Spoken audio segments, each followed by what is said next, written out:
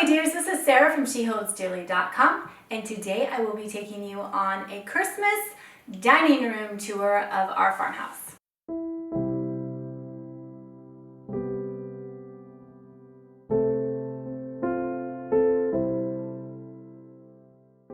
This is for the person that's kind of running out of ideas for their decorations for Christmas. This is second to the last room that I'm decorating. I still have some really cute things to do in the kitchen, and I'll be showing you that later this week.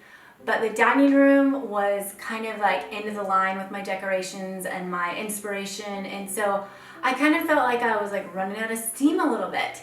So I thought, that's okay, we should just talk about that. Like, what do you do when that happens, right? So when I feel like I don't have quite the decorations that I want, or I just am like tired of decorating, I really hone in on key areas. And I explain this a lot in my behind the scenes group. I have a design school that actually you can get on the wait list for if you're interested. I'll put a link in the description. But we just recently did a whole class on seasonal decorating, and one of the things I'm adamant about is not getting overwhelmed by it, because it totally can get out of hand, especially at Christmas. So you want to really focus on key areas and don't worry about the rest of the stuff.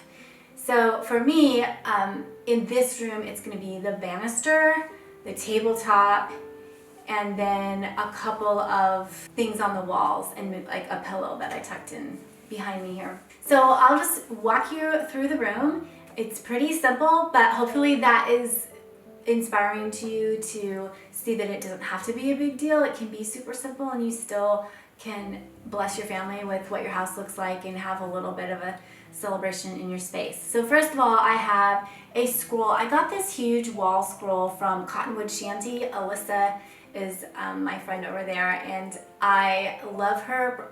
I like all of her products, are wonderful, but I think she really started her company making these scrolls for people, and there's a whole bunch of them, but she also has added on, and she has a storefront and everything. So I got this Christmas Tree Farm. I actually got it after Christmas last year and got it reduced price because it was after the season.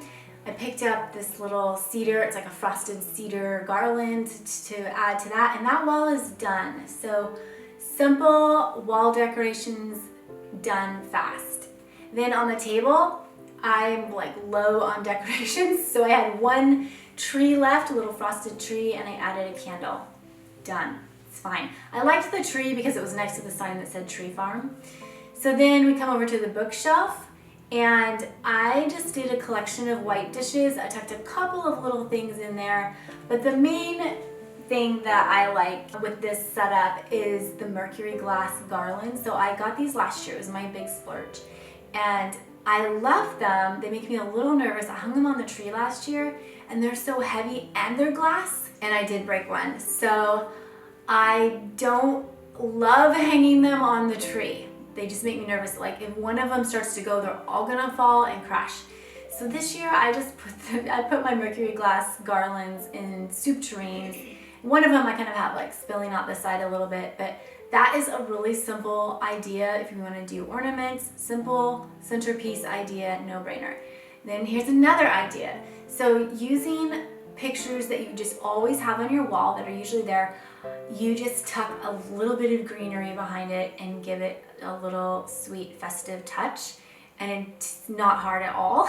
You can't screw this up. So I did that for the picture over by the stove. Then I went ahead, I moved out, I usually have a basket with firewood in here, and I just am getting tired of it. So I moved it out, and I put this cute little stool here that I have a tutorial on how to make this stool, but I thought it was cute next to the stockings. It kind of made me feel like a little kid would climb up the little stool to look in their stocking. So anytime you can kind of create like a story scene is good.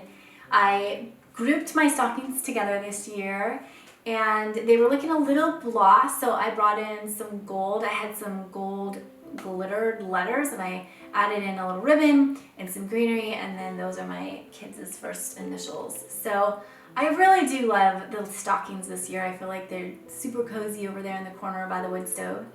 And then I had some garland. I got this at Hobby Lobby. It has eucalyptus and some, I think, sedum and holly in it, and then cedar. I love the greenery at Hollywood for the garlands, and I love the uniqueness of garlands at Michael's. Those are my two stops I would suggest for garlands.